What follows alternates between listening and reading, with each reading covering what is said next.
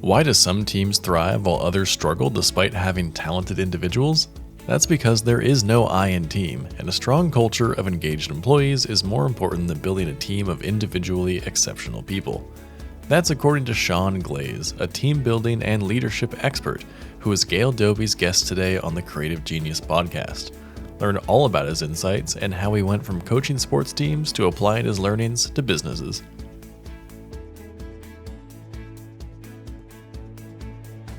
Welcome to the Creative Genius podcast, Sean.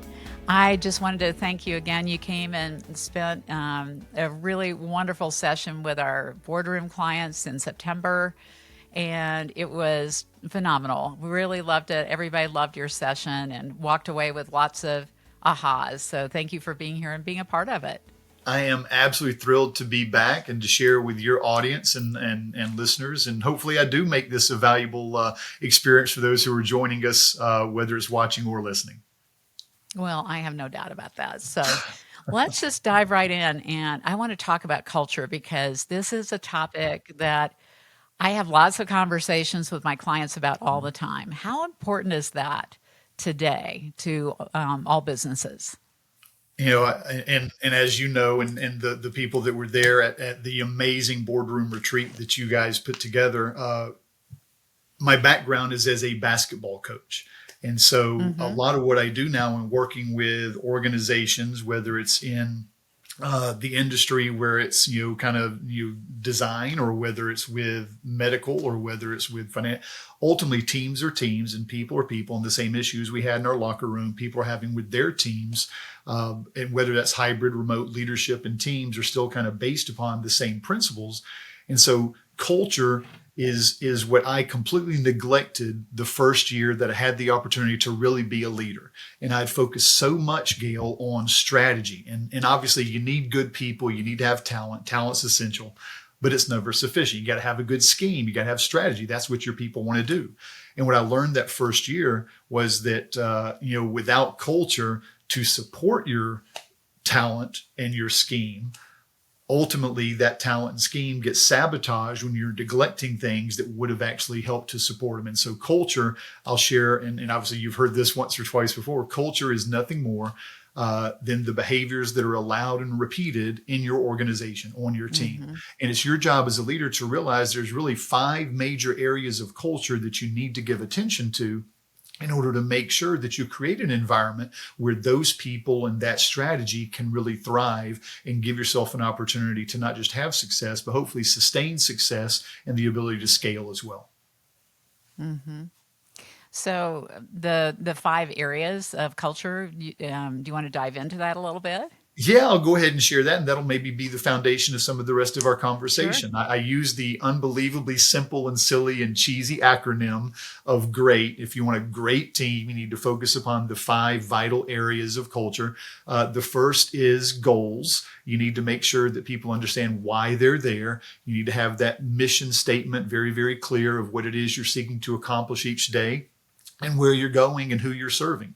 The next is, do you build relationships within your organization on your team so you appreciate not just the people and the backgrounds and the personalities and the challenges and the desires of the people you're working with, but do they feel that you actually have their best interest in mind? That, again, you're always going to, as a leader, you're going to work harder than anybody else in your organization, but do they feel that you care about them and their path as well? And so building relationships, what do you need to know about your people to get the best out of them? Because not everybody's going to be the same. You're not going to treat everybody the same. The next is expectations. And I think that's where for the leaders that almost always do a pretty good job of identifying goals. And this is why we're here. These are our metrics. This is what success is going to look like. And then they will oftentimes, at least give some attention or intentional time and resources to trying to build some connection and do some team building of some kind. But oftentimes I see where a lot of leaders sometimes drop the ball is in that area of expectations. And do you really take time to clarify your values and the standards and the commitments that your team is going to operate under? And then after you establish those expectations, the A portion of that kind of great acronym is accountability, because it's not a question of if, but when something happens that you need to address. And how do you do that effectively so that there's not the defensiveness or the kind of reactionary revolt that you don't want that conversation to have when you are hopefully helping somebody to stay coachable. And then finally, do you take the time to really be intentional about thanking your people and making sure that they feel recognized for the effort that they've given? So those are kind of the 5 areas. And many leaders do a really good job with at least 1 or 2 or 3. But I found in the coaching conversations I've had and in working even in conference settings that people will come up, hey, I'm really good at X, Y, and Z, but I really needed to be reminded of blank because that's an area that I've neglected.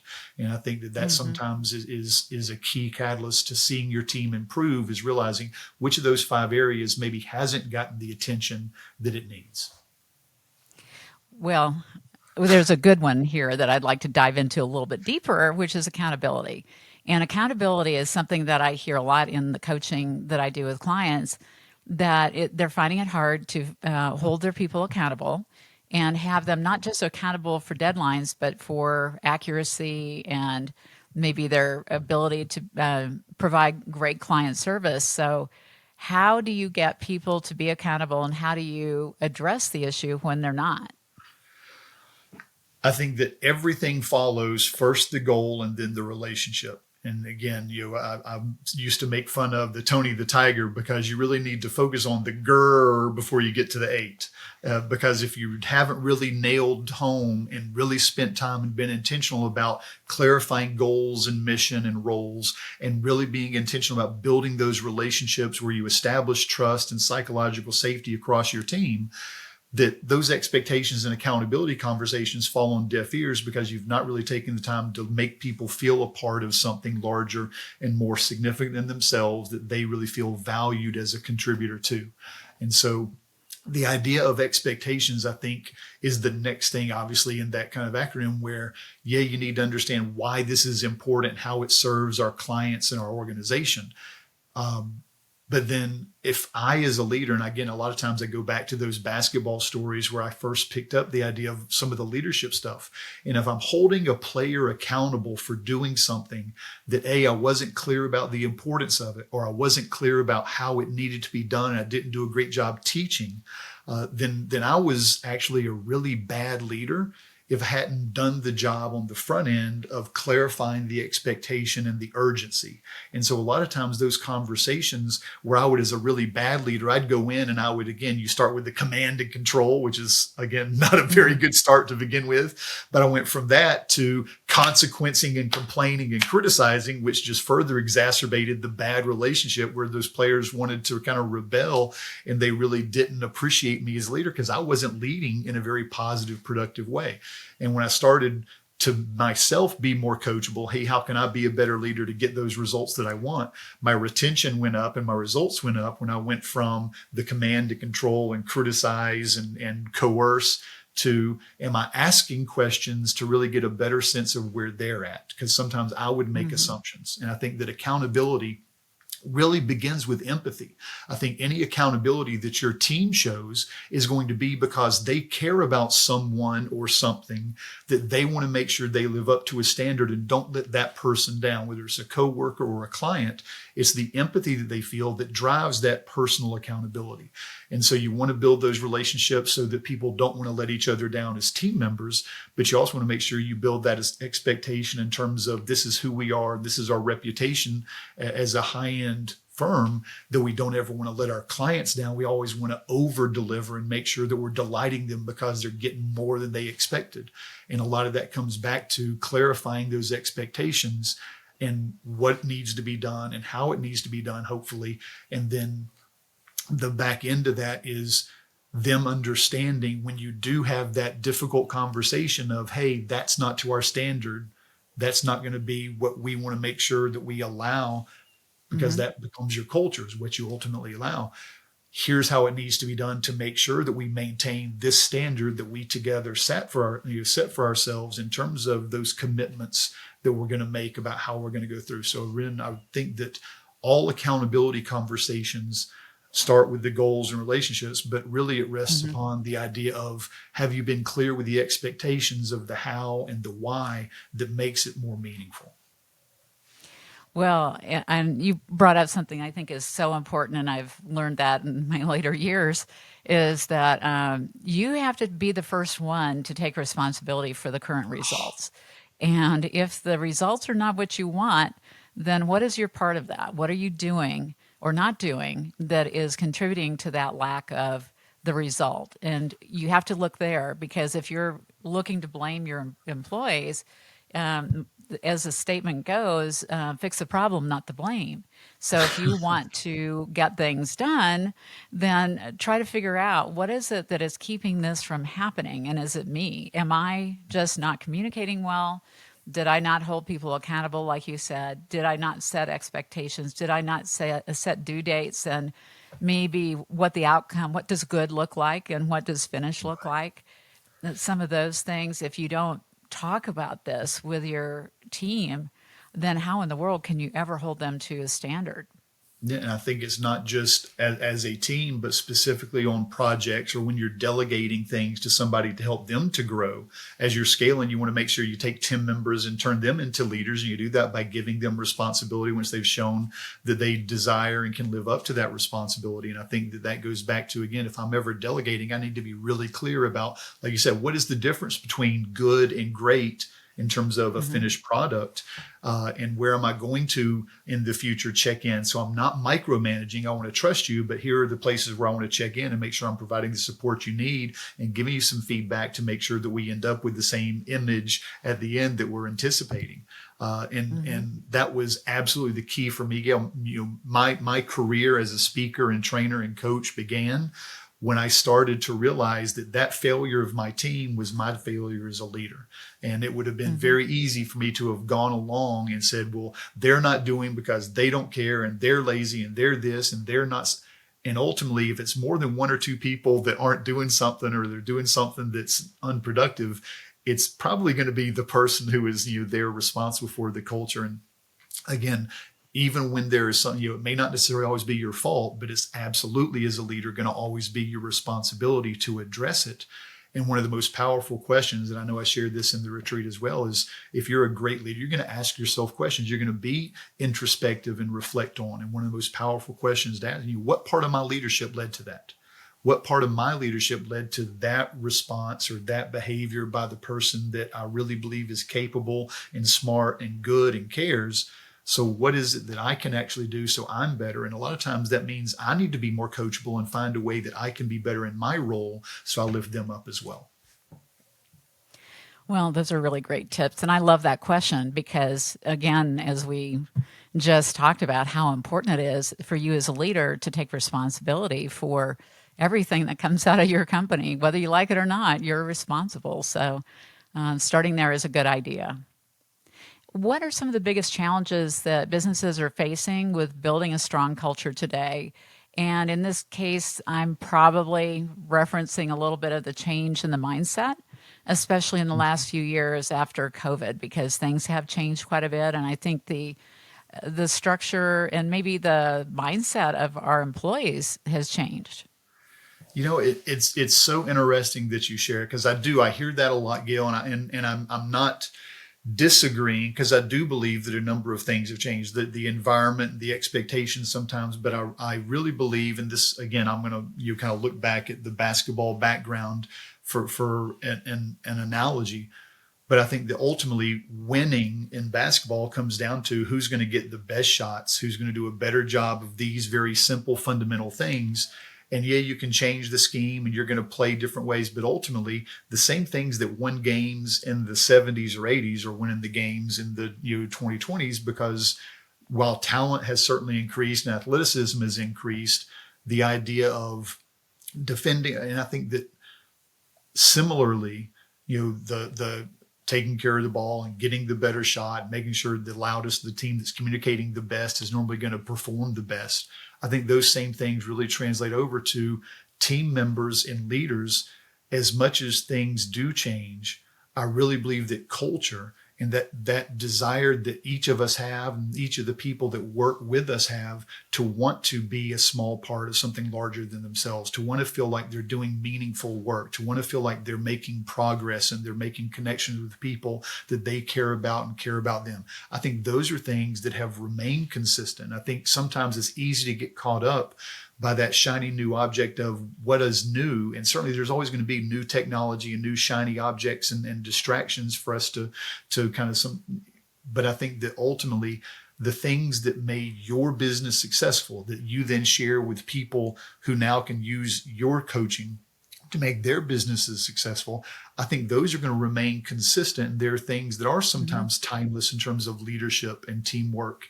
And regardless of some of the things that do change around us, I think that ultimately that idea of culture, the problem I think is sometimes we get distracted by what culture is. Culture isn't foosball tables or snacks or time off. Culture is, what are those behaviors that we allow, and how does that make people feel because of those behaviors? And the more we can clean up those expectations and make sure we clarify the goals and we make people feel connected, and we establish those expectations for values and standards and commitments, and we have those conversations where people feel like we're actually on their side and helping them to be better, so we as an organization can gather that much more respect. I think that's what drives the results and retention that ultimately culture is responsible for. Mm-hmm. What are some of the biggest mistakes that founders make in hiring and building a team? Wow. I think that it is easy as a coach and as easy as a leader or as an owner to fall in love with technical skills and to neglect interpersonal skills. And I think when you're having those interviews, giving your people a chance to spend some time with somebody as a team member and to get their perspective of how does this person fit in terms of their character and their willingness to talk. And there are so many other things that I think sometimes people are hired for technical skill and their specific talent or insight or expertise, and they end up either being admired or fired because of that interpersonal skill that really helps them to be successful with that technical skill. So as a leader, I think oftentimes the onboarding process is something that maybe should sometimes take a little bit longer to make sure that that person's a great fit in terms of the culture that you want. And I think that oftentimes, people leave. Most often, you see this in all the research, people don't leave an organization, they leave a bad leader. And I think that back to our question of, what part of my leadership led to that? If we're bringing somebody onto our team who's not a great fit interpersonally, or who we've not done a great job of setting an expectation of, hey, this is the culture here, this is how we go about things, this is what we find important, this is what we're really going to emphasize, and this is how we're going to work together. If we actually are really clear on the front end about what that's going to look like, oftentimes people will self-select and say, you know what, that's not me. But I think that it's a hard conversation to have 6 months later of, hey, you're not a good fit because blank, if you've not been clear on the front end about what those expectations are going to be. Mm-hmm. Well, yes, and absolutely. We talk about that. It's one of the very first things we do with people when they come to work with us is help them develop a culture statement for their company and identify the values of their culture and how they are going to evaluate people, whether they fit or don't fit their culture. So it's crucial, in my opinion, that we've got to have that top of mind every single day. And your employees at some point must learn those words, and not just learn those, but embody those words, because embodiment of words is much more meaningful than just saying something, right? Absolutely. I'm sure when you talk about values, and this is something I know I mentioned to you, that you are responsible for who you let into your locker room. And Absolutely. you can sometimes fall in love with talent, but if it's toxic talent, you're sabotaging those that you've already helped to establish and tried to build trust with about what those standards are going to be. And if you allow somebody come in with what you think is going to be extraordinary talent that is not necessarily a great fit with the people around them, then you're setting yourself back. And I think that idea of values are basically worthless unless you attach them to specific behaviors. They're going to be examples people can understand and then hopefully emulate and be celebrated for. So yeah, I think that idea of realizing the importance of, obviously a speaker in terms of leadership stuff, but I do a lot of team building as a team building facilitator. A whole lot of the value of team building is not what you do with the talent, what's in your locker room, but the first part of team building is who am I letting in, that who is getting on our bus and who deserves to be here. And I think that being very selective on the front end is a really key part of making sure that your locker room stays a positive and productive place. Yeah, and when you don't have everybody really with that same attitude about the culture and wanting to uphold it and make sure that it is being executed well by themselves and other people around them, I think it can cause really big rifts in the company. And unfortunately, where does the leader spend their time, or the founder? I won't say leader, because if they're letting it happen, maybe they're not as good at leading. But if that founder allows that to happen and they end up spending all their time trying to fix the problems with the problem children, then what does that do to the relationship with the people that are really all about that culture and are producing at the highest level? Yeah, I think so much of, and again, talk a lot, and I'm sure this is something that you do as well in your coaching, is, before that person gets admitted to your locker room, becomes part of your team, is part of that onboarding, not just talking with you, but having a chance to spend some time with others that they're going to be responsible for interacting with and others depending on. So you then ask those people that you really believe in and feel that are, exhibit those values. Hey, is this somebody that fits with us? Is this somebody that you would enjoy working with? Is this, does this person align with what we actually believe? And I think that that's a huge part of hopefully getting some clarity in the other perspective, because we don't always see the same things or notice the same things. And the more willing you are as a leader to get the input from others and for them to feel that they actually are trusted with some of that perspective, is valuable as well. Sure. Well, here's another one. We have a lot of females in our group, and as you know, you saw the makeup of our audience is probably 85% female. And they do have a tendency to try to please people. And what I have seen happen many, many times is that it backfires because they're overgiving to the team, because they feel like if I give them extra days off, if I give them special perks, if I give them gifts, if I give them bonuses and raises and do all these things, they're going to love me and they're going to stay here forever and they're going to do a great job. And unfortunately, sometimes I see the opposite thing happen. What do you see?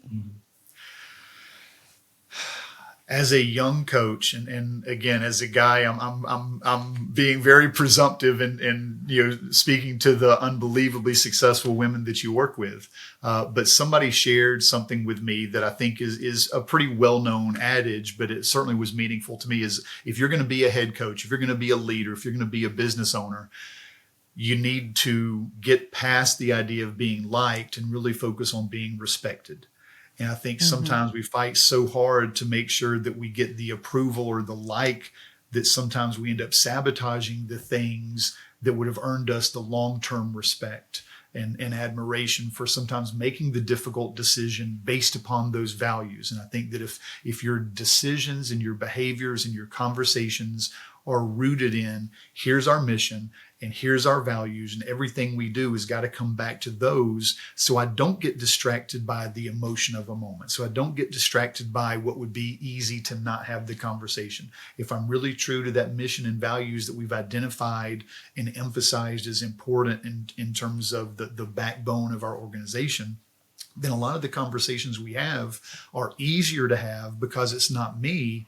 It's me looking at, hey, this is not a fit. This is not working. This is an issue because of it's not serving the values or it's not serving the mission that is larger than any one person. And I think that, to your point, absolutely there was a little bit of a difference between coaching guys and coaching gals. And it wasn't emotions versus ego, because I can guarantee you, and you've certainly seen this, guys have emotions and women absolutely have egos. The issue that I saw is when I was in the locker room at halftime and we had given up 7 or 8 offensive rebounds and given away, 8 or 10 points because we hadn't done a good job blocking out. If I'm talking with a team of young ladies or female athletes, and I said, we got to start blocking out better. each one of them has beat themselves up and they're taking it personally because they're that much more kind of self-critical. Whereas the guys, almost to a man, you could kind of say that and you could see them almost think to themselves, well, that blanker beside me better start blocking out, even if they were the one who was the culprit.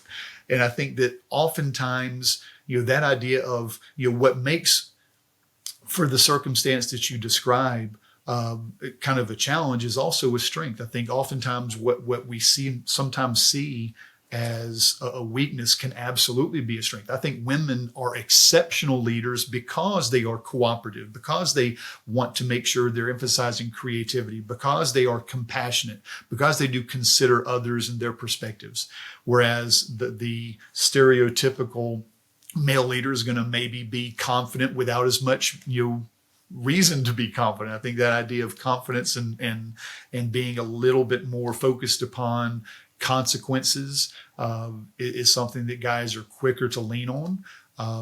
But to speak to that stereotype, at least, I think that the idea of women, there's nothing wrong with wanting to be compassionate and caring and cooperative, as long as you establish, as you said, those boundaries that don't end up sabotaging the team's mandate. And my job as a leader is to make sure I'm protecting our values and protecting our mission.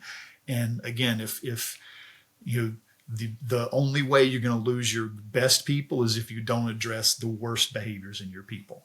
And I think that it's our job to make sure that, again, we're staying true to those promises we make in terms of values and mission and taking care of our people, rather than allowing one person to end up being somebody that makes others question our commitment.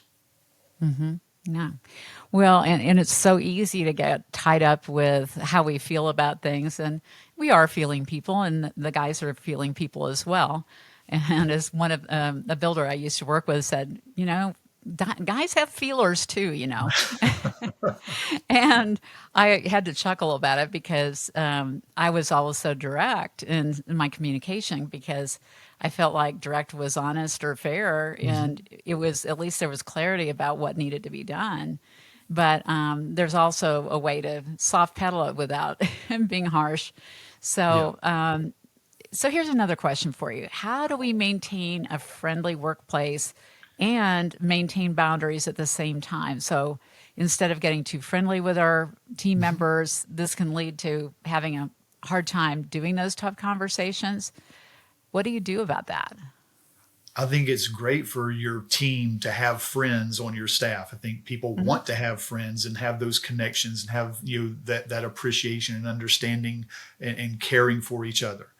But I absolutely believe that, especially as a leader or an owner, transparency is going to create trust. Transparency about communicating, here's the platform or the process or the change or the purpose. I think that transparency is important, but your team doesn't need to know about the relationship issues that you're having, because that again begins to blur that professional line in terms of the boundaries that you want to maintain. And so, I think that absolutely, in terms of a leader, your job is to be as friendly as you can and as caring as you can, and to make sure that you are inquiring about and being considerate of others' challenges and circumstances, and let them know that you care enough to inquire or stay curious about. But there are also things that that as a leader probably need to be not part of those conversations in a professional atmosphere. If someone is scaling their business, how do they find the best hires that fit the culture? Well, that's the $1 million question, right? Is how do we actually bring in great people that fit our culture? And obviously that's going to start with skills, because there are going to be times that you need to bring somebody on that has a specific skill set. But I don't think that skills are the end of, or even nearly half of, that consideration. I think that skills are important, but that's just it's kind of like the ante at the poker table. That's the price you pay to get into the door to have that interview is, do they have the necessary skills? I think the other areas are, what are those values alignments in terms of their values and our values as an organization?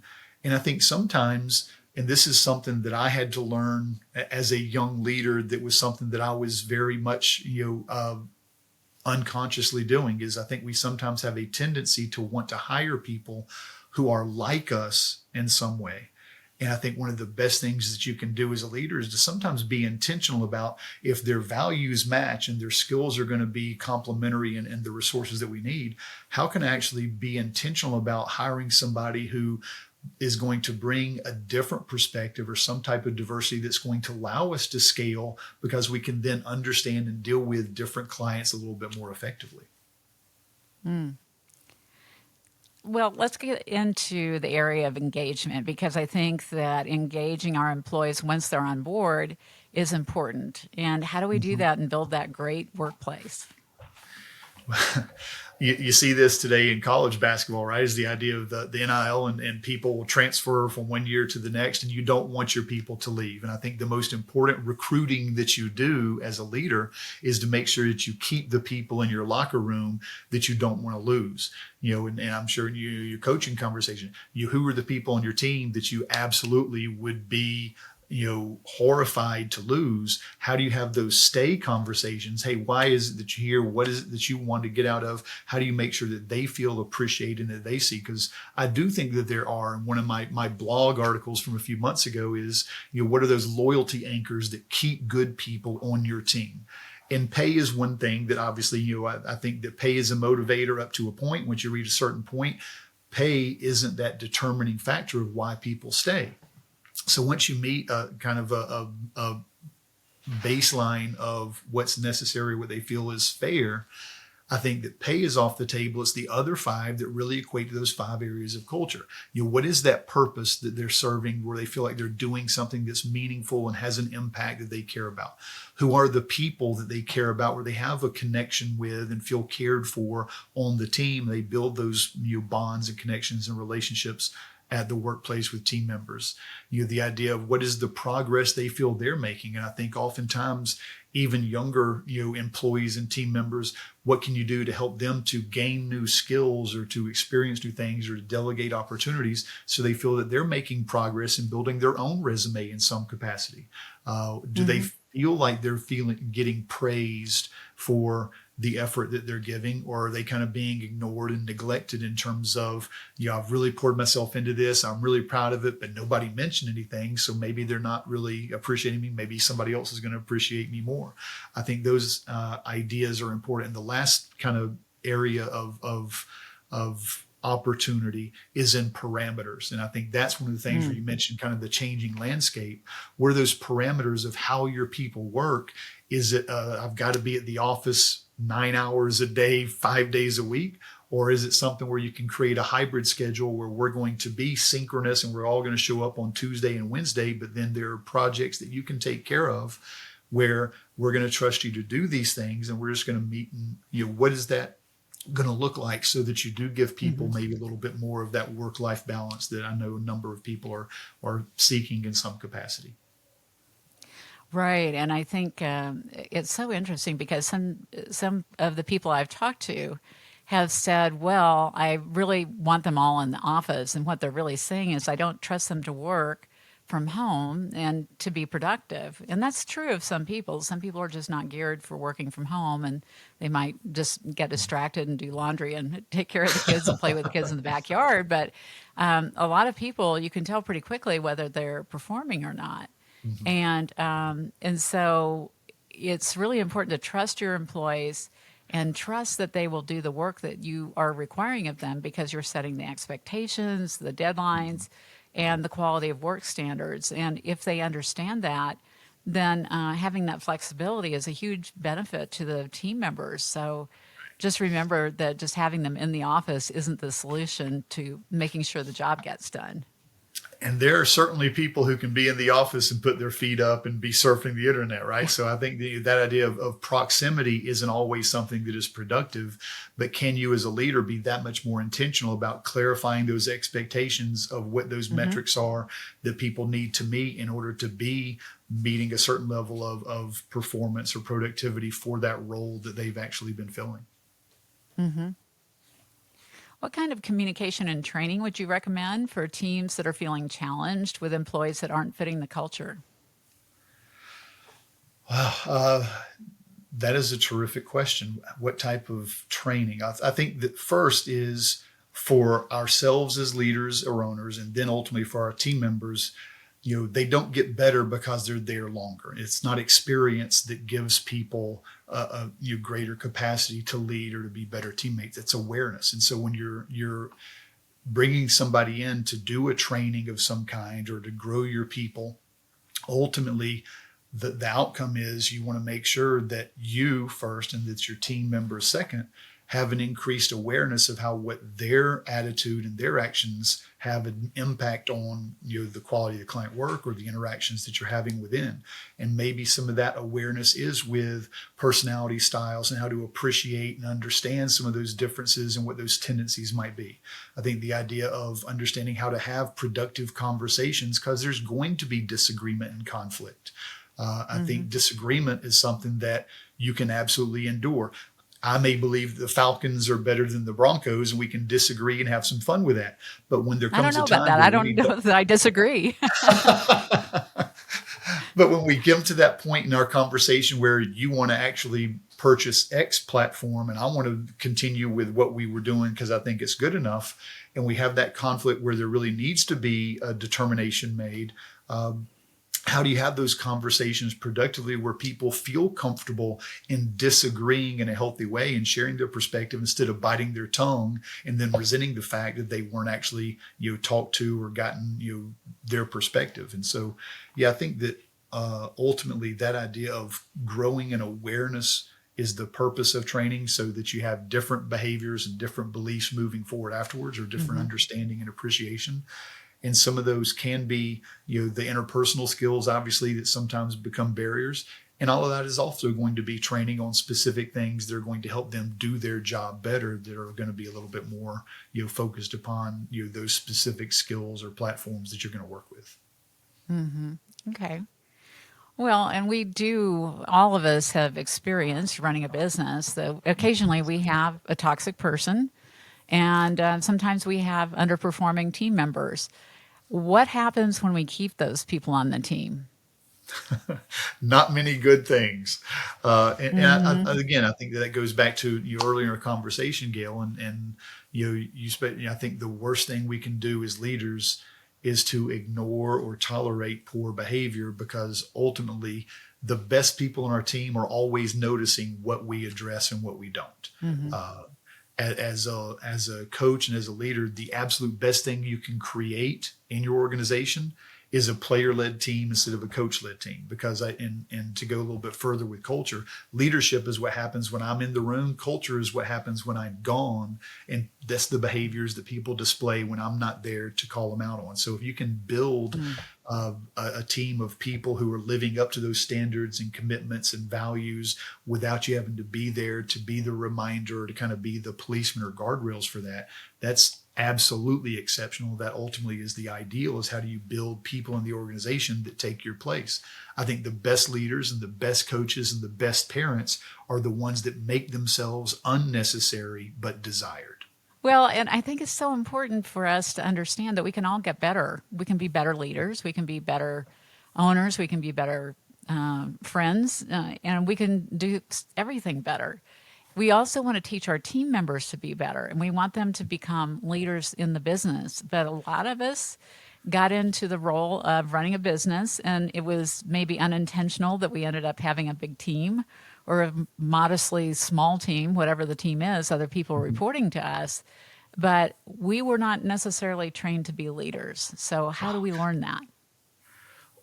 Well, that's the beauty of what you do with the coaching that you provide, obviously. But I think that, there is such a huge difference between being a designer and being a leader, between being an engineer and being a leader, between being a dentist and being a leader. And I think that ultimately that idea of moving from a technical skill to the leadership skills that are required, it's a completely different kind of college curriculum you're going through in order to learn what does it mean for me to grow a team and to establish a culture where they can thrive. Because ultimately my success once I begin to lead is not, when I was coaching, I don't score any points. I don't get any rebounds. I don't defend anybody, and they wouldn't have wanted me to.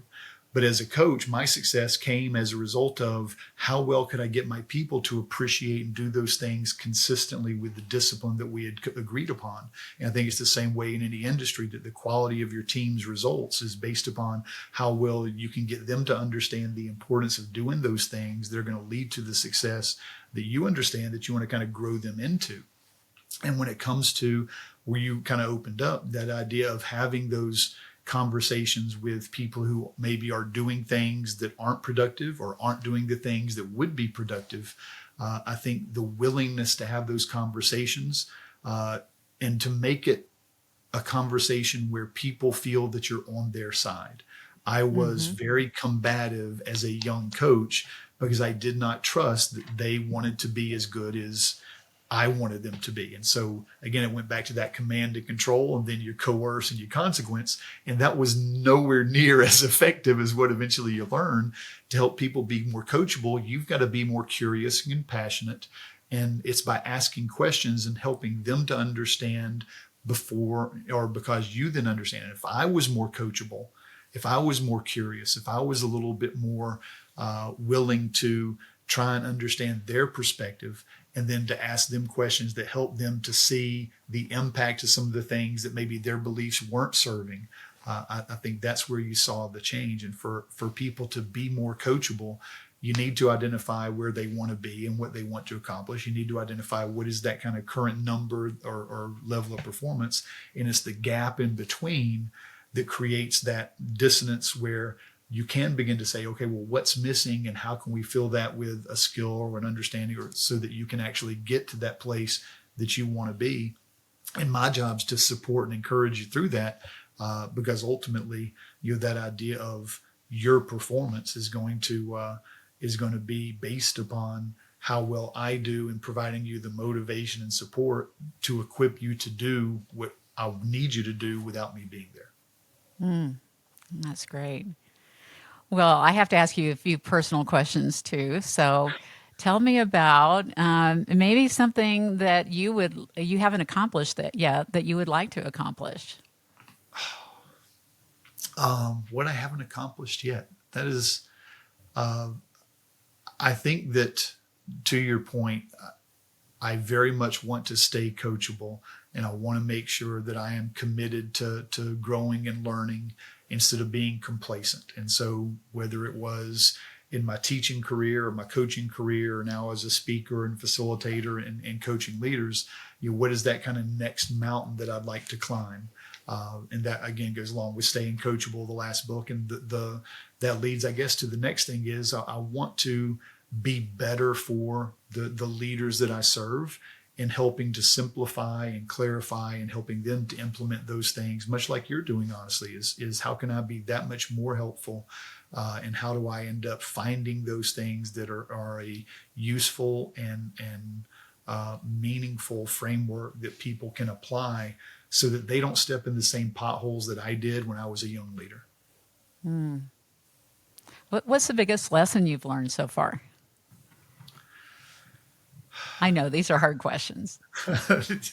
The biggest lesson I've learned is probably what got me on the path to working with culture and to be a better leader specifically, is that time when I realized my team was failing because I was failing them as a leader. And the biggest lesson I learned was it was my ego that was the huge brick wall in my way. And that pride of not wanting to acknowledge that maybe I wasn't as good as I needed to be, that I wasn't paying attention to the things that were, X's and O's in basketball are nice and important, but it's going to be talent and culture that are far more important than the strategy that you're trying to implement. And I think it's that way in a lot of industries where, if you've got good people and you build an organizational environment where they can thrive, you can sometimes be less successful or less specific with that strategy, and they're still going to find a way to succeed. And I think that ideally, I would have earlier understood the negative impact of ego. And I kind of share that as an acronym itself now is, ego is something that eliminates growth opportunities. And so once I was willing to kind of put aside my ego and be humble enough to ask for help, that's when my team started doing better. And I think that that's why people come to you and to me as coaches is, they realize that if I keep doing what I've done, I'm going to be limited by my knowledge and understanding and experience. Now, can I actually grow beyond that? I need to reach out to somebody who's walked that path before. Okay. And then the last personal question, and then we'll do a little wrap up. So, what is your favorite treat? Well, it just came off of Halloween, and my kids would tell you, they're of course out of the house now, but we still at Publix grocery store bought a bag of my sneaky treat is Dad used to have the Halloween dad tax, and I would steal all the little mini baby Ruths out of my kids' candy because that's my favorite candy. So if you were to come over and offer a candy bar, it would certainly be the little kind of fun sized baby Ruth, and probably a little bit of chocolate would never be a bad thing. Well, I would be the Reese's peanut butter cup girl, so that was always my favorite. Okay, well, now I'm going to ask you to wrap up with 3 takeaways that you'd like to share with our listeners today. You've shared a lot of incredible things today. 3 takeaways. If you're looking back at some of what we've shared, again, I'm so grateful for you to have me on. I know that I've rambled on a little bit, and hopefully some of it has been hiding a nugget or 2 that people can implement and apply to their teams. I think that ultimately culture is always a symptom of leadership, and culture will either support or sabotage the strategy that right now you think is important. And again, everybody has a strategy. Culture is going to determine how well your people implement that. And it's those 5 areas of culture that are going to determine how healthy your team is and how willing they are to collaborate and share information based upon your intention as a leader to focus upon those 5 areas of culture. So I think the first is that leadership is responsible for culture. There's 5 areas of culture that you can be intentional about focusing on. And that ultimately you're going to grow as a leader when you continue to invest in coaching and training, which is going to grow you so that you can grow your team. And that's why you do such a fantastic job, Gail. Oh, you're sweet. Well, it's been so much fun having you on. And again, it was such a delight having you at our retreat. It was so much fun. We could have had you for all 3 days. But it is always so helpful, especially in times like this that have been a little bit on the challenging side, to have some strategies to break through whatever those issues are that are roadblocking you. So I thank you so much for your wisdom today. Well, thank you for having the podcast and for having the retreats and the community that you've built. I think that oftentimes as leaders, it's just having the support and the reminders and the encouragements to do what we kind of know is going to be right, but isn't always easy to do. And to have somebody that's kind of giving you permission to make the decision and to have the conversation that you know is important is one of the key kind of values that you probably provide the people that absolutely benefit from your guidance. So thank you so much for having me. And if I can ever be a resource for you, or certainly for your listeners, I would be absolutely thrilled to have that opportunity to serve them as well. Well, and in the show notes, we'll put the titles of your book. And why don't you share the one that you would like to share today? Yeah, well, Rapid Teamwork is the one that goes over the 5 areas of culture. I have Staying Coachable, which is my most recent book about helping people to thrive in change, and you kind of focus on relentless improvement. And they can find all those on my website at Great Results Team Building, and I'm at Sean Glaze on LinkedIn. Awesome. Thank you so much. Absolutely my pleasure. Really enjoyed the time with you, Gail. It was great. Is your team set up to succeed?